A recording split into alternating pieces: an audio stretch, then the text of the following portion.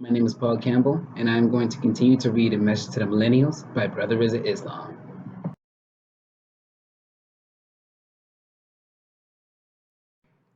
Chapter 5. Our unity, the community, not the individual. Our unity is more powerful than a hydrogen or an atomic bomb. Quoted from Elijah Muhammad. If you notice, every nation, every civilization, every group of people have been most successful when they worked together to accomplish a goal. No matter what country you have traveled to. If you have traveled, okay. No matter what city you have traveled to. If you have traveled, no matter the neighborhood you have been through. If you have been through more than your own. All right. Things always work better when they are done in a collective manner. Have you ever tried to lift something by yourself that you knew was too heavy for you? Probably because of your pride or because you didn't have help. You attempted to lift it anyway and regretted it later. Have you ever tried to build something physically and because you didn't want to ask for help, because you felt that you were a burden, or you didn't want to put something onto someone else, you just wanted to do it by yourself and it didn't work and it collapsed or it broke? Have you ever wanted to establish a business and work in every capacity and wear every hat and be in every job position to try to make it successfully move forward, and it was completely and absolutely and inevitably a failure? Why is that when we attempt to do things by ourselves, usually things that are going towards the benefit of multiple people, it isn't successful? Why is it that we have so many different factions and groups and organizations and systems of beliefs and clubs and variations of political parties, religious philosophies, and ideologies? Why so many? Why so scattered and divided? Why? What is the purpose? What is the logic? The truth is that we as a human family will never be one family, all on the same page collectively, but we can get on code and have one agreement well established globally if we have the effort to do so. There are things in Christianity that agree with things in Islam. There are things in Islam which agree with things in Judaism. There are things part of Islam, Christianity, and Judaism that are all the same. The belief in one God, you can leave it at that. Then you have over 100, 200, 300, 400, 500, or more other religions on the planet with multiple beliefs, some logical, others quite illogical. Many are totally out of this world, and some you might try to figure out just how the hell they even thought this up. But nonetheless, there are many different systems of beliefs in the form of religion. You go down into politics, and in politics, there are many different parties and groups from Democrats to Republicans, which are the major two. Then you have the Green Party. You have those who still believe in communism. You have those who are constitutional fundamentalists. Okay. You have so many political parties, and then, of course, you have those who are independent. Yeah, from religious to political, you can have the educational differences. You have those within school, the Ivy League. You can have those who are in HBCUs or historically black colleges and universities. You have those who attend school in the North versus those in the South. Those who attend school on the East versus the West within the United States, 2,000 by 3,000 miles. Everybody is saying they are intelligent. Everybody is saying they are striving to obtain a bachelor's, master's, or PhD. It's still no virtual universal agreement. Even within the educational separation, you have the fraternal separation within fraternities and sororities, but the deltas, the sigma phi betas, and the q's and alpha kappa psi, and all the different Greek fraternities, and sororities, when they are saying that they are striving to represent what they believe in, maintain dignity and culture and refinement and professionalism and hard work and dedication and multiple beautiful characteristics that all of these fraternities and sororities are saying they wish to uphold. These are their standards of living. Then you go into sports and you have Laker fans and Clipper fans. You have Denver Nugget fans, Cleveland Cavalier fans, Golden State Warrior fans, Chicago Bulls fans, New York Knicks fans, and everybody's saying collectively, I'm just trying to put the ball in the hoop, score some points, win the championship, get the bag, make my family proud.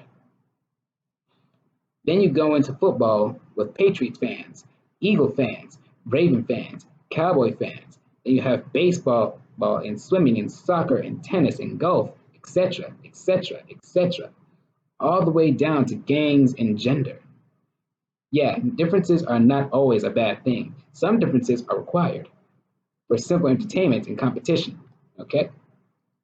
To see what one is made of, to encourage growth and development, that is not a bad thing. However, when living as a community, there has to be an understanding. One major concept, and that concept is survival.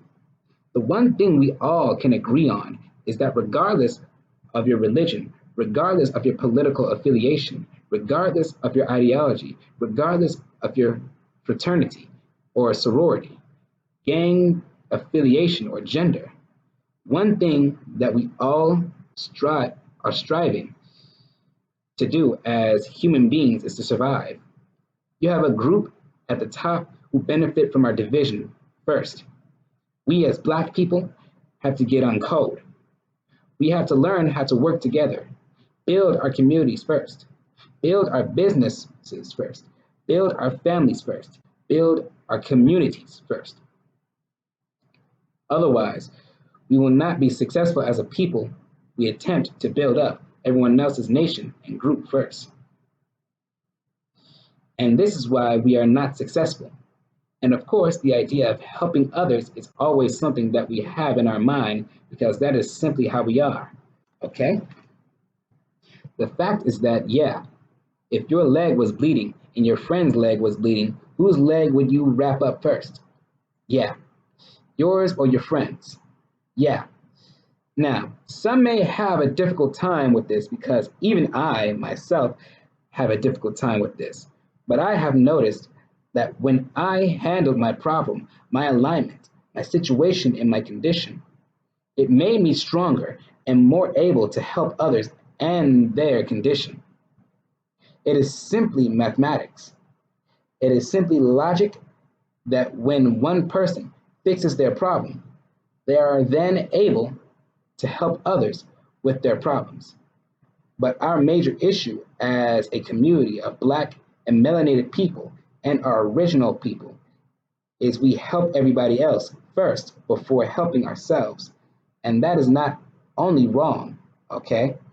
It is treasonous to us directly and then to others indirectly, where we rob ourselves and our own community of help. And by us robbing ourselves and our community of help, it makes us less able to be of help to others. So then we too indirectly rob them. So self preservation, being the first law of survival, is not a bad thing. But if we are pushing to unite, which we are, then we must first unite with self and kind, build ourselves up, make ourselves strong, become more successful, and then we will be able, without a problem, without issue, help others without compromising ourselves and pushing ourselves back into a negative condition. This is why other communities are thriving because they look out for themselves. So then, when other people need help from them, they are able to provide. It has nothing to do with racism. When preserving the livelihood of your own people, it has nothing to do with prejudice. It has nothing to do with being unfair and never allow someone to make you believe such a thing. No one argues with an Indian man who looks out for his people. No one argues with a Chinese man for looking out for his Chinese family. No one disputes the Jewish man for helping to protect, to secure, and to help and aid his Jewish brethren. It only becomes an issue when Black people decide and choose to help Black people. And this has to change. Tell the world that if you want my help, if you want our help, then allow us to help ourselves and then get up and do it. And not only that, tell them that if they want our help, to help us to help ourselves, and that will expedite the process so that we can become more successful, and therefore it will make others successful.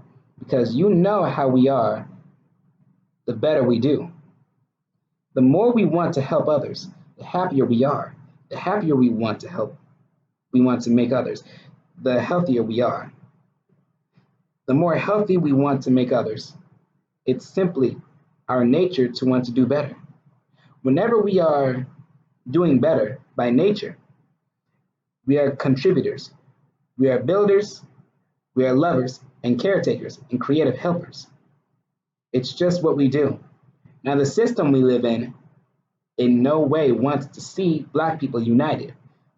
Of course, in every way, shape, or form, they have collected systems to prevent such a thing. At one point, they stated that the single greatest threat to the United States of America was a Negro unity. That is a very bold thing to say, but that also should have given us the biggest red flag that we could have ever seen. If the government believes that the greatest threat to itself is the unity of a people, then the very survival of that government is based upon its ability to prevent people from coming together. And this means it has to establish a way in every factor of life to kill unity. They have successfully destroyed our unity in education. They have successfully destroyed our unity in finance. They have done this in agriculture.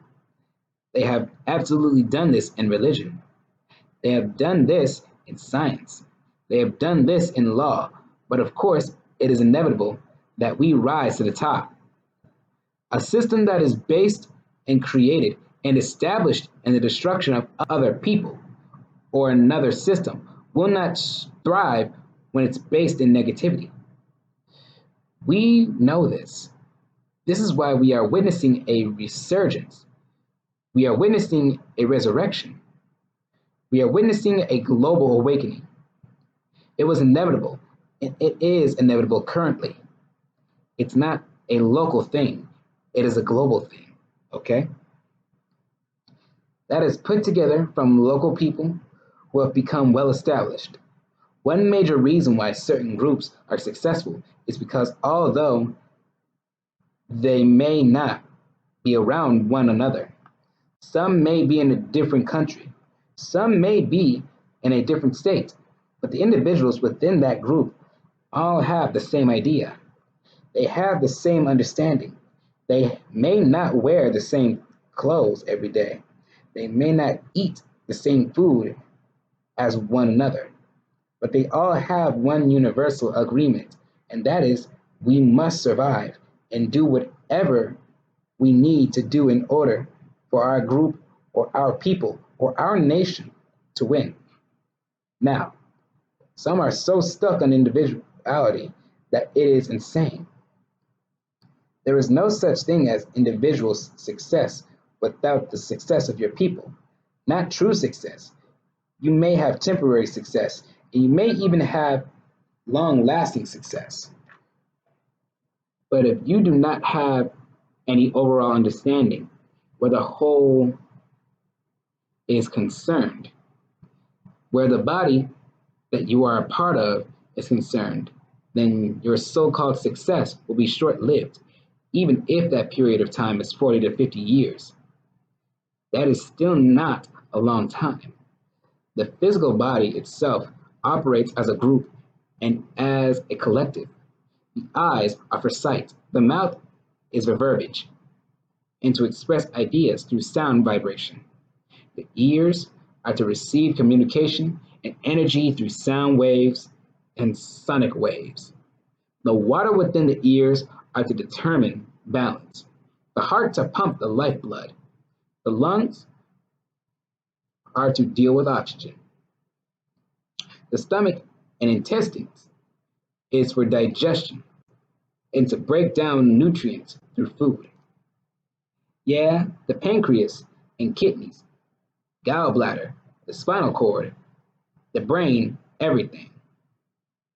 All organs work collectively in one manner to accomplish the goal. And what is that goal? Survival of the body. Sounds a little too simple. Sounds cliche. Sounds kind of funny. And when reading it, it sounds, or should I say, reads a little funny. Well, if it's so funny, if it's so elementary and fundamental, and basic and damn near childish, why is it not being implemented? Why do we refuse to do something so basic and so elementary? What is the issue with operating the same way our bodies do? Is it that we feel that we do better by ourselves? Is it that we simply distrust one another that much? This question relates to everyone, starting with Black people. Do you truly believe that you can make it all on your own? Even millionaires who call themselves self made are not self made. Somebody helped them. Some part of the body helped them, whether they choose to admit it or not. Everyone has been helped by someone else to get where they are. So why don't you want to get help to get us where we need to be? The programming has worked. The propaganda has worked. The lies have worked. But those lies have an extra expiration date. As the world is changing, there is only one truth, and that is the survival of the human family. Depends upon the degree of the unity that we have to exercise, even if our unity is based on how much we dislike one another. That is fine, as long as we can agree. Yeah, we may not like each other, but we will respect the fact that we have individual beliefs and systems, ideologies, and ways of living, and we can come to a consensus, an agreement on where we should live, how our own states and territories, and agree that we can remain in our respective areas and live harmoniously with mutual respect. This is what will have to occur in order for us to survive because we are on the brink of world war yet again. As it continues to arise, the moment someone disagrees with someone, it does not have to end in war. When dealing with nations, when a disagreement arises, they have what's called negotiation. They sit down and talk. They meet heads of states, meet presidents, prime ministers, and kings and rulers, meet to map out agreements in order that they may exercise. Okay? A move to stabilize the survival of their people within the respective nations.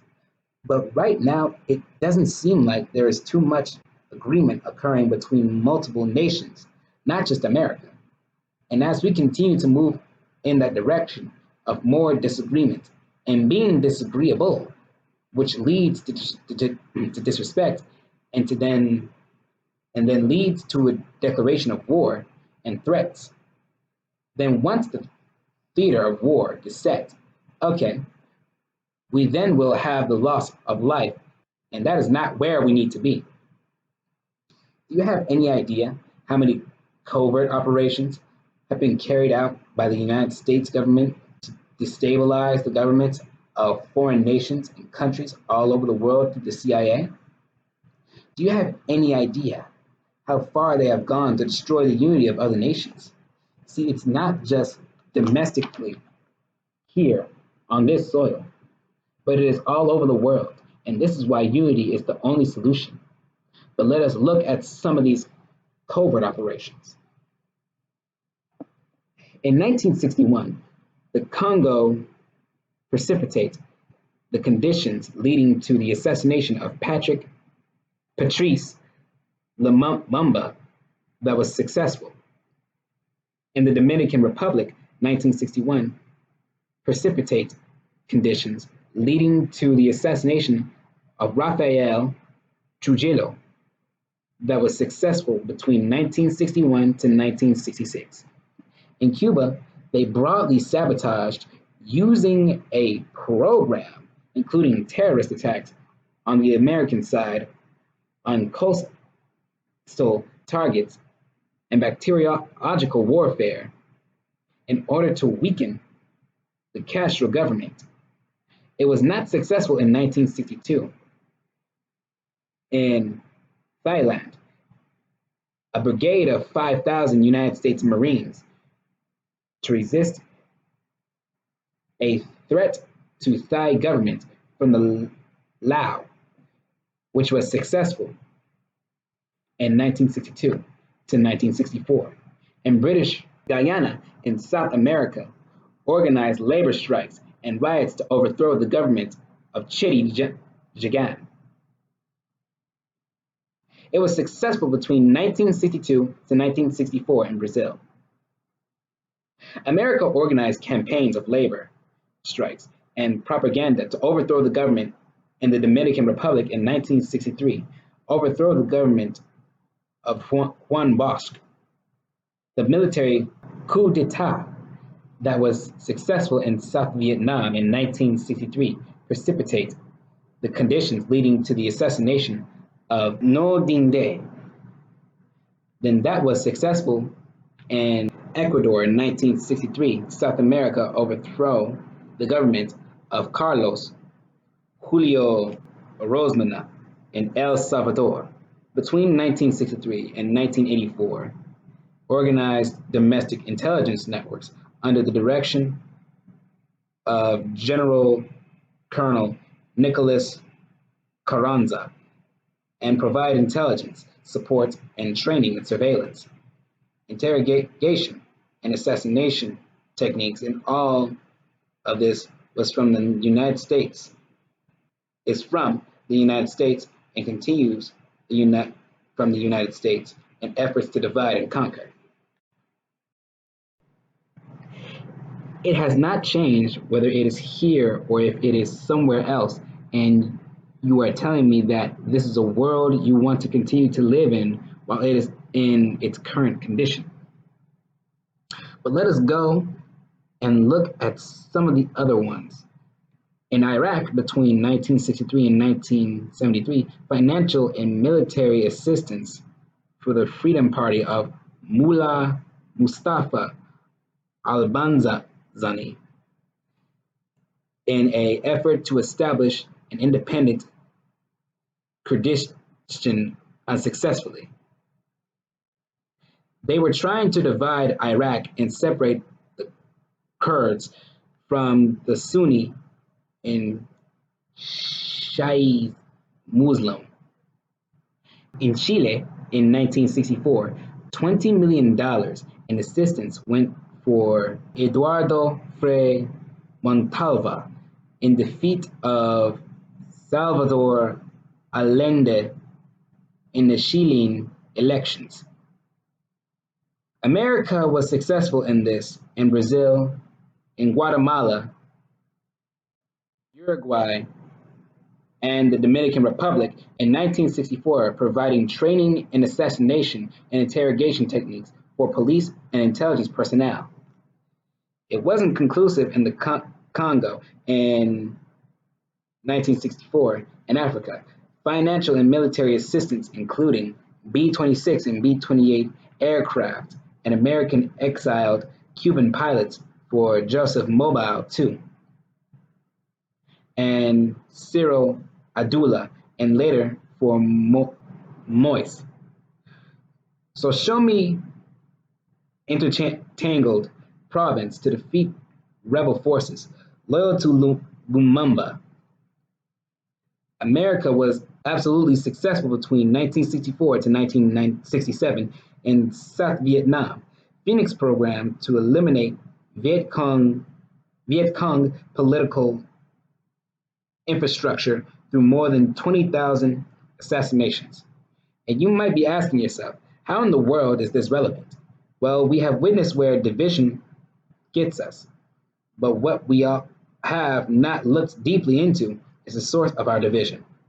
not only here in America, but in the world, and we are the original people, then we should constantly seek to find out what it is that causes us to be divided. So here we are, so here we have to work on coming together, but also look at foreign policy objectives in the country that we live in.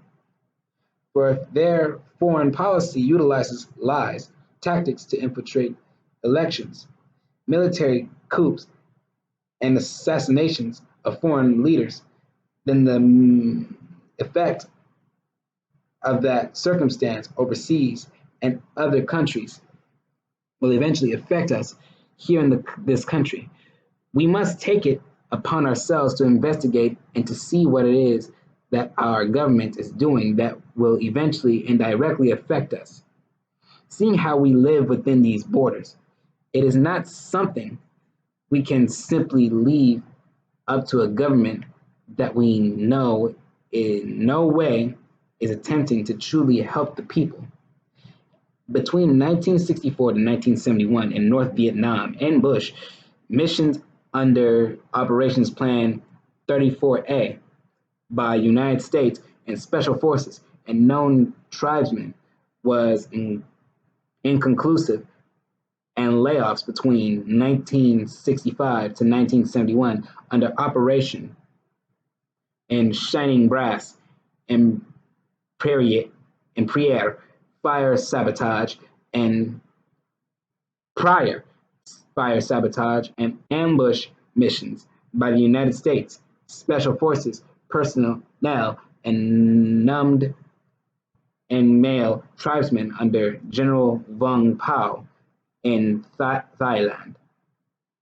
In 1965, they recruited 17,000 mercenaries to support Lao Tian government of Phao Mi No Savan, resisting the Pathet Lao that was successful in 1965 using America's money, taxpayer dollars, which provided training in assassination and interrogation techniques for Peruvian police and intelligence personnel, similar to the training given in Uruguay, Brazil, and the Dominican Republic in an effort to defeat the resistance movement. It was unsuccessful in Indonesian in 1965 to organize a campaign of propaganda to overthrow the Sukarno government and precipitate conditions leading to the massacre of more than 500,000 members of Indonesian Communist Party in order to eliminate opposition to the new Suharto government imposed in Indonesians by the United States of America in 1967 in Bolivia in South America, Islamic State of Iraq, and the Levant government assisted that government in the capture of Ernesto Che Guevara, and they were successful. Che Guevara was assassinated in Bolivia. In Greece, 1967, the overthrow of the government of George Papandreou and installed a military government of Colonel George Papadopoulos coups between 1962 to 1964 again in Brazil.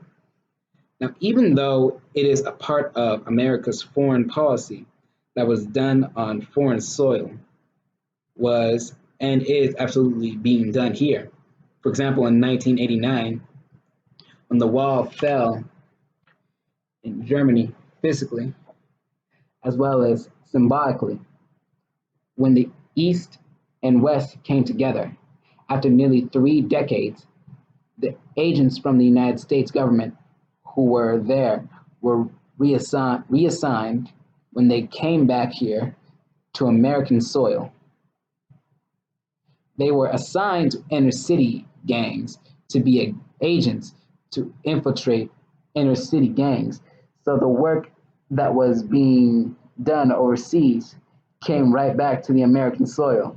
The intent to stabilize, infiltrate, gather as much information as they can, then return it to the CIA and the FBI to continue to cause mischief and the shedding of blood between not only blood and Crip, but between gangster disciples and vice lords and Latin kings and Iraqians and MS-13 and all the different groups, gangs, and hoods all across this country. Divide and conquer, divide and conquer, divide and conquer. That is the tactic because as long as they understand that they will maintain control, as long as we are separate and divided, then we will continue to divide, then they will continue to divide us from one another. But the moment we choose to be united, starting within our respective groups, starting within our hoods, starting within our nationality, our race, our community, then that will destroy their system, and they know it. There is no reason to be divided anymore, especially not now. In the coming years, there will be something so big, so large, that we will have wished that unity is something that we implemented earlier. Believe me when I tell you, it isn't a joke, and time is running short. So our only solution is unity. And while we are uniting, we must simultaneously separate from this system. Separation from the system, unity among ourselves, separation from the enemy, unity among our people, separation from this government, unity among our own. We have done this before and we're successful. We can do this again. We will be successful. It's chapter 5.